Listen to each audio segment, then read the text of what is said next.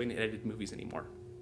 Okay, it turned out someone in the honors program had written a thesis about varsity theater, and some of the movie producers heard about it and kind of shut down the operation. Okay, now here's my third personal experience. Again, as a BYU student, I'm about a senior, and a movie came out that was called The Passion of Christ. And it stirred up a lot of controversy because for a lot of people, this was a really life-changing movie to watch. But for other people, it seemed like a really clear violation of their personal standards about not watching R-rated movies. Okay? And so then it makes you really, well, why did the MPA give that a rated R movie if it's such an inspiring experience for some people? It turns out that the atonement was a very violent event, and the way they decided to depict it in this movie made it really hard for it not to be rated R. So now let's take these kind of experiences that I had and think about this quote right here. So the way Lynn Robbins sets it up is he said, let's just take this room right here. There's the G-rated movies. There's the NC-17 movies right here. Where do you draw your personal line? Okay. And he says, in between the two extremes, the Motion Picture Association gives movie ratings of PG and PG-13. We'll have this pulpit represent R rating, and then NC-17 and adults only. In between the two extremes, where do we draw the line over which it should be dangerous to cross? He says it is risky for the church to draw a line. If the speed on the freeway is 65 miles per hour, how fast will people drive? Well, they will feel free to drive as fast as the limit. If the church were to draw a line with movies, that would be like giving permission to watch everything up to the line. President Gordon B. Hinckley never drew a line. Neither has President Thomas S. Monson, but the prophets have taught us principles found in For the Strength of Youth, such as the following: do not attend, view, or participate in anything that is vulgar, immoral, violent, or pornographic in any way. Do not participate in anything that presents immorality or violence as acceptable. So I think like the moment you start to think about movie ratings in this light, then you can't rely entirely on the MPAA. Now I think actually that not watching rated R movies is a really good idea. I think teenagers often need a really good rule of thumb, and I think that's a great rule of thumb. But I think what happens then is it gets us off the hook in terms of PG-13 or even PG movies. Okay, so I think there are a lot of movies out there that many people think don't exceed the speed limit, but definitely fall into this category right here. And as you see that overlapping graph, what you should be afraid of is, where have you fallen in the past on that badness index? Because you saw there's some PG-13 movies that really creep far to the right. So what we're going to do, though, is let's just answer a simpler question. Are Mormons less likely to watch R-rated movies? And so this is our Redbox analysis. So Redbox has 30,000 kiosks in the US, including 600 in Utah as of February 2012. So what we did is we took a snapshot of all the movies sold at the 600 Redboxes in Utah and a random sample of other Redboxes throughout the country. And then we merge in information about the fraction of the county that is LDS. Okay, so what we're going to be thinking about here is our place. So I don't actually know if the customer themselves is Mormon, but I can actually look at communities where a large fraction of people are Mormon. And the question is, are rated R movies less likely to be out of stock in places that have lots of Mormons? Okay. So here's the analysis right here. So the outcome variable is whether or not the movie is out of stock. And what you find, and so what I'm going to have here is there's the R rating, there's the LDS, and this is R rating interacted with LDS. And we're looking at about 1.3 million movies. So think of the observation as a particular movie at a particular kiosk, and the outcome variable is that movie out of stock? And so what it turns out is that in most communities, the rated R movies are more likely to be out of stock. But then when you look at the interaction between the R rating and the LDS, this is just the opposite in LDS communities. Okay? And when we looked at really high, like counties with a high level of LDS, it was like Redbox was putting way too many R-rated movies in these boxes. Okay? So what this does, and it was interesting because we looked at some other churches. We thought, okay, who else is kind of helping us out in this area? So we looked at the Baptists and the Catholics and other churches, and you'll see that definitely, like those other churches, have an impact, but it's like an order of magnitude smaller than the effect of Mormon decision making. So now. So imagine you ran this analysis. What would you do with it? Well, I contacted Redbox. I said, Redbox, you guys, by the way, did you know you're giving us too many rated R movies here in Utah County? You should be giving us more of the PG stuff. That's what's going out of stock. And so our hope is in the future actually to do some work in helping Redbox kind of rejigger their algorithm. But I think, again, this kind of provides some evidence that Mormons are behaving differently with regards to rated R movies. Now, the other thing we wanted to do with this is actually look at Netflix. We have the movies watched by, 1 million people on Netflix. So we can actually see what movies you watched and which movies you liked. The thing is, we couldn't figure out who the Mormons were. Because we looked at, like, there's some Mormon movies in Netflix, you know, like God's Army, Saints and Soldiers, you know, a couple others. And so we thought, oh, maybe the people who watch those Mormon movies, maybe they're the Mormons. It turns out that actually lots of people watch Mormon movies. And so we couldn't quite pin that down. But it did look like people that watch Mormon movies are less likely to watch rated R movies. But again, I think this was just our hope to kind of get some idea of how Mormons are doing with regards to this particular issue. Okay, now let me just give one last comment, is that when DVDs first came out, there was a conference about some of the possibilities of this new technology. So someone in the audience said that the new technology could be used to store multiple versions of the movie so that people could choose a cleaner version if they wanted. Okay, so like the Braveheart DVD would have like the uncut version, the kind of cut version, the really cut version. Okay, and then you could just choose, you know, how you wanted it to be done. The response by the movie producers was, if people want clean movies, they should just watch Disney. Okay, I find this is the kind of guy that's giving up 20% of his revenues because he just has a complete misunderstanding of what people really want to watch. And I think, actually, how many of you are familiar with the ClearPlay technology? Okay, I don't get any money from ClearPlay, but I'm a huge fan because ClearPlay is a new technology that makes this very thing possible. And so ClearPlay is the safest way to enjoy movies with your family, whether it's movie night with kids or date night with your spouse. ClearPlay has you covered. So the nice thing is you tell ClearPlay what you want to filter out, and it does it for you while you're watching. Okay, it does exactly what the Varsity Theater does. It cuts out audio, it cuts out scenes, it makes the movie kind of fit your own preferences. And so as a result, now this is where I think he's wrong, is that actually I think there's movies out there that will change your life, but unfortunately the movie producer puts stuff in it that makes it kind of inappropriate to watch. So Cloud Atlas is a recent movie that will teach you that, you know, there's things about your past ancestors that are going to continue to affect you today. And I think it depicts it in a way that actually was quite powerful to my wife and I. I think of movies like Good Will Hunting, Finding Forrester, and Slumdog Millionaire. These are all movies that indicate that there's good people out there that we should be trying to rescue. And they do it in such a way that, I don't know, it really changes you. Now, you're probably saying Finding Forrester, well, that one's not rated R. That one's okay to see. It has a ton of profanity in it. I mean, it was almost like they were like, how many cuss words can we put in there without it being rated R? Okay? And so actually, I think if you can watch it in a setting where you take that stuff out, it's a great movie. Okay, so let me just provide a summary and then we'll open up for questions and answers. So I think the first point you should take from this presentation is the guidelines used by the MPA might not match your own personal guidelines or what actually harms children. So it puts too little weight on sex and violence and too much weight on profanity. Investors should put more pressure on producers to reduce the extra mature content that is added to movies, since an R-rated movie reduces revenues by 20%. Mormons do watch fewer rated R movies, but we shouldn't treat the R rating the same way we do speed limits. Okay, so let me just open now for questions. Yeah, Chandler. Just wondering why you think movie producers. Well, I guess I should ask first. Do you think that they are into profit maximizing? Yeah. So Chandler's asking, does this mean that movie producers are not profit maximizing? And I think that they are not profit maximizing. Yeah, so I think, so here's an interesting case. So will a Pixar movie ever win the Academy Award for the Best Picture? I don't think so, even though they make some of the best movies ever made. The Pixar movies they're gonna be the kind of movies you're gonna wanna watch with your grandkids, they're the kind of movies that are gonna stick around forever, but they're not gonna win the Best Picture because the Academy has kind of a bias for pushing the boundaries and pushing the edges. And so I think what a movie producer is often trying to maximize is not profits, but the critical acclaim of his peers.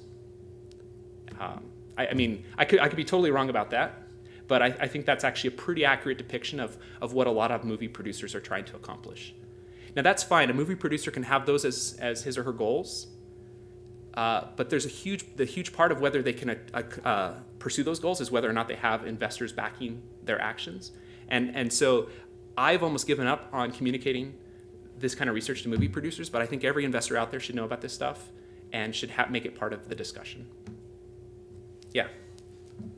So we noticed that, like, especially this last summer, there's a lot of movies, G or PG movies, like epic and animation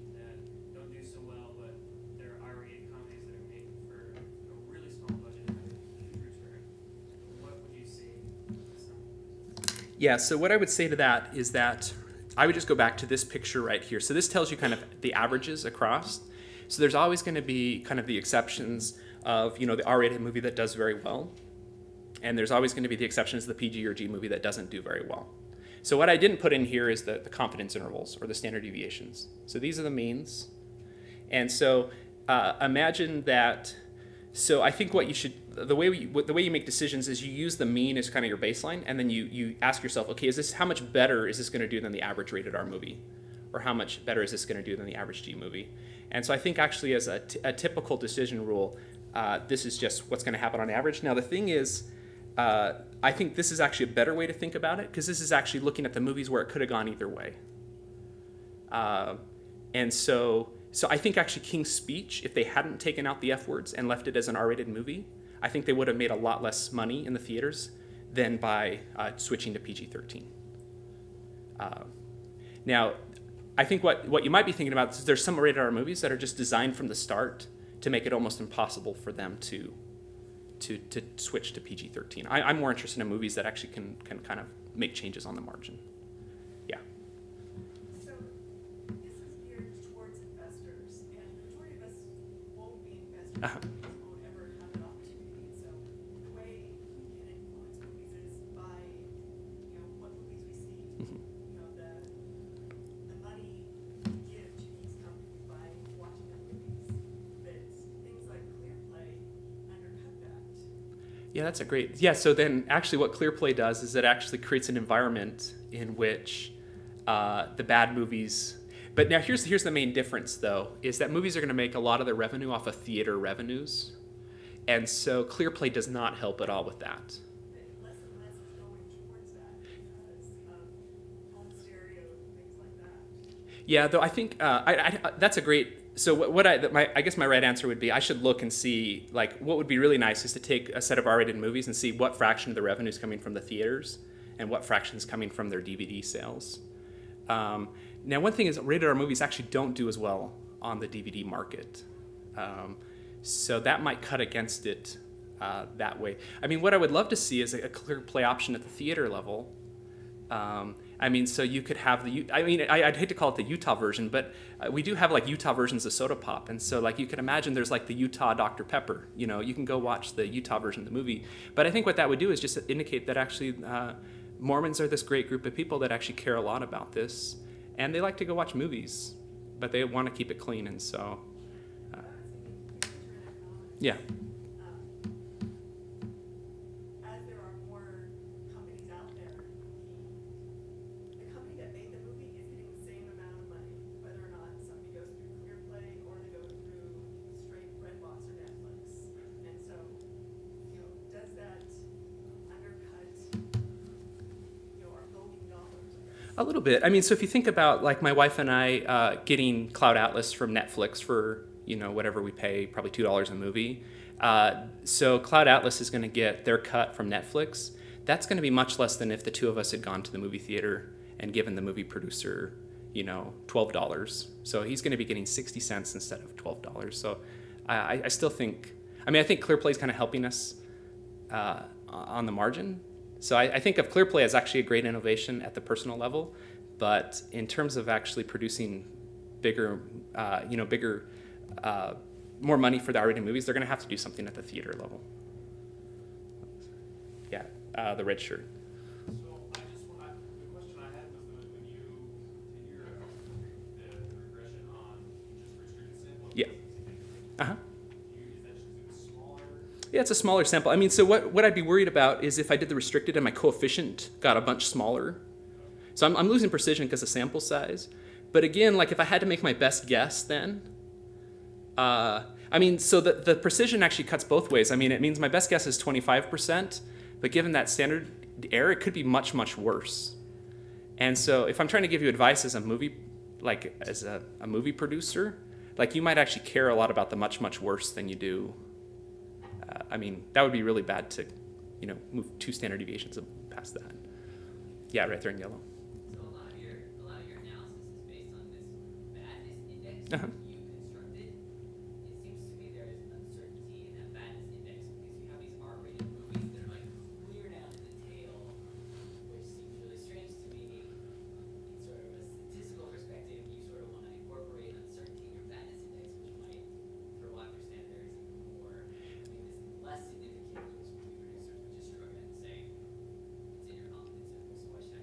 Yeah, so let's see. So then with your, but again here I'm restricting the sample. So what you're saying is if I don't know quite who's in that restricted sample, then I mean there's not really a way to adjust your sample for who, like the probability of being in there. Now, to give you the idea of the badness index, what we're trying to do with the badness index is just try to replicate what the MPA is doing the best we can. How much variability is there about the badness index though? 'Cause there's a lot of variability, like, yeah, okay, I'm centered at 0.5, but my confidence interval goes from 0.25 to 0.75.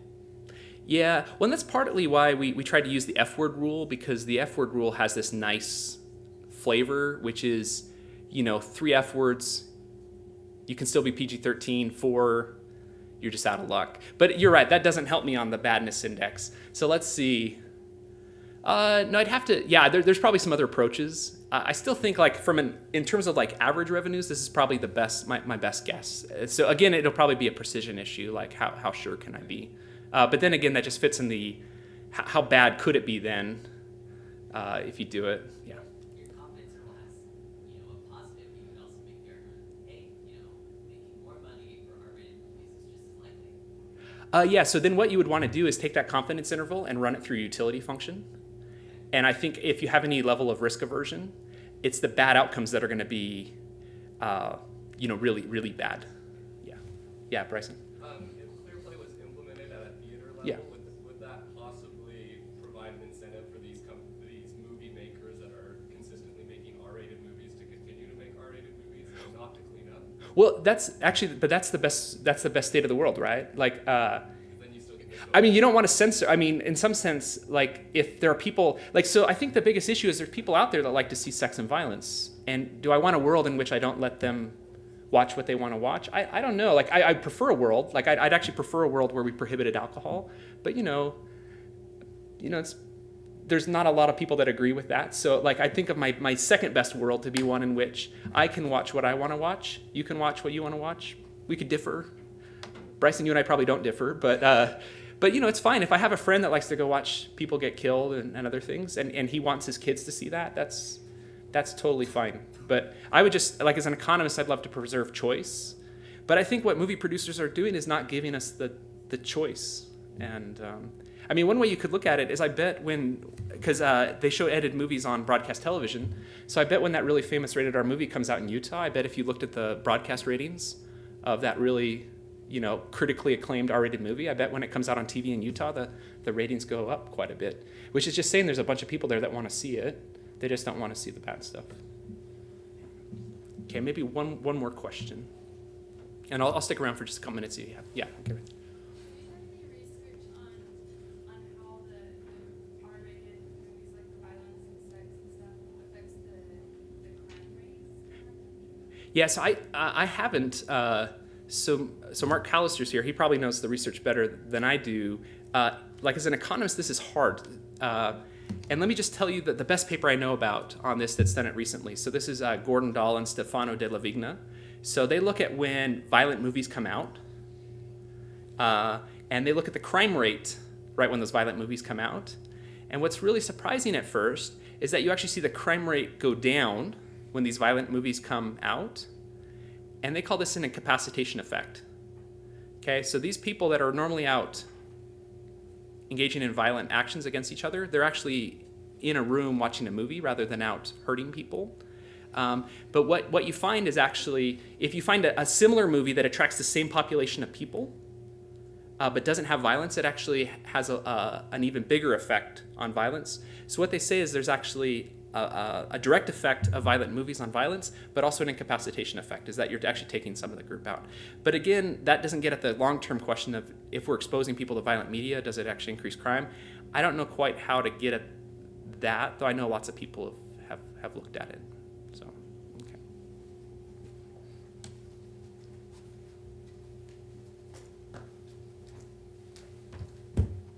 We appreciate your attendance at this Beckham lecture. This concludes our series this year. Will all of you please join with me in thanking Professor Joseph Price for his presentation?